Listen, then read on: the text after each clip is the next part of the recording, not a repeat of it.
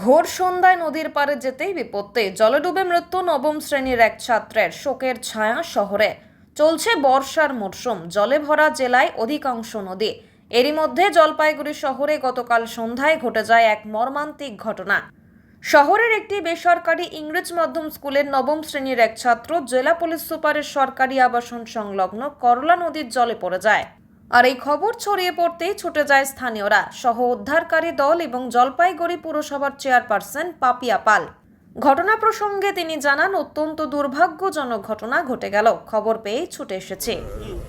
দেখুন, আমরা একটা খবর পেয়েছি যে ওই সন্ধ্যাবেলার সময় তিনজন ছোট ছেলে তারা করলা নদীতে স্নান করতে নেমে তাদের মধ্যে একজন ভেসে যায়।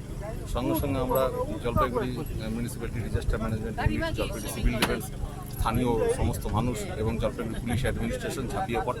আমাদের সার্চ অ্যান্ড রেস্কিউ অপারেশন চলছে। আমরা নদীর বুকে কান্ট্রি বোট নিয়েও চেষ্টা করেছি, এখন আমরা স্পিড বোট নামাচ্ছি। আমরা দেখি যে ছেলেটির দেহকে উদ্ধার করা যায়। কীভাবে হলো ঘটনা?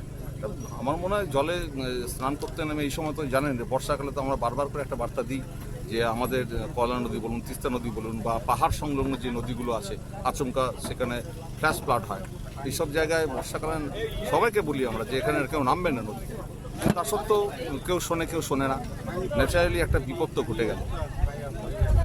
এবং একটা খোঁজ চালাচ্ছেন। আমরা search and rescue operation operate করছি।